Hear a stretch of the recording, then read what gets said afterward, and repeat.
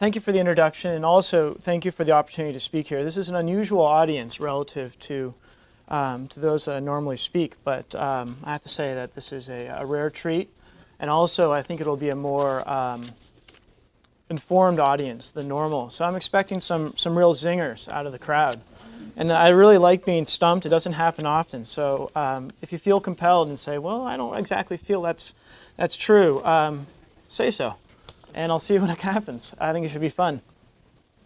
So what I'm going to be talking about today is what we sort of refer internally as building commissioning. I think that the term has been expanded greatly as far as what it means within the field of architecture, but I'm going to take you through what our definition of that is. And what really, at its absolute core essence, we mean taking responsibility for what we produce. Understand exactly what we've put out there, not only in the short term, but in the long term.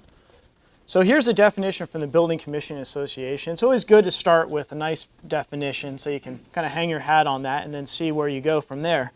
But here we have building commissioning provides documented confirmation that building systems function according to the criteria set forth in the project documents to satisfy the owner's operational needs. It's pretty cut and dry. It's simple to understand.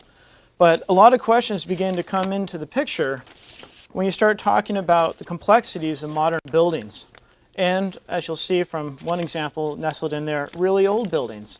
Trying to understand exactly how these things are achieving the criteria set forth by the client, or what exactly is the criteria set forth by the client, can be a bit more complicated than just kind of going through and making sure that the proper amount of air is coming out of every single vent. And we take this very seriously. We think that if you're going to start deploying advanced systems like organic photovoltaics or wastewater recycling, you have to make very sure that you know how exactly that is performing, and if that performance meets what you would say your expectations are and those expectations of your client. So there's a variety of ways that you can do that, and there's also a variety of ways in which people are currently keeping track of their building performance. This is sort of your standard building dashboard, if you will. It's something that's kind of fun. It's really an educational tool more than anything. But you really ask a lot of people what building monitoring is, and this is what you end up with. And this is great. It's got some fun colors. It's easy to use. Looks like an iPhone app.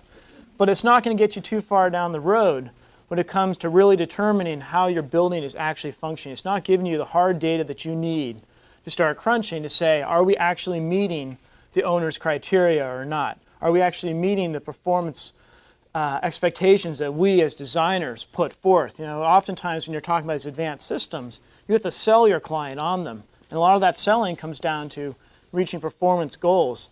And while this is really a lot of fun for them, it's a fun little trick and neat to show people, it's not necessarily going to sell them if they're actually getting what they thought they were getting.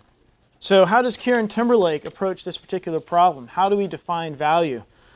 Well, it all starts with ISO certification. We're an ISO 9001 certified firm, but we have something called KTMS, and it's really just like Excel spreadsheet madness.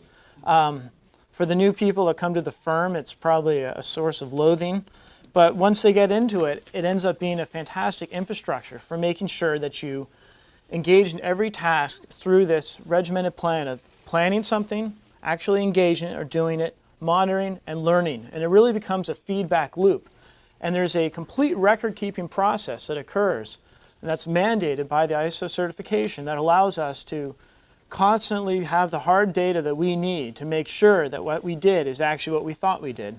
Sometimes you get a rosy glow a few months after a project's completed, things like that. And so it's very important to have this hard record keeping.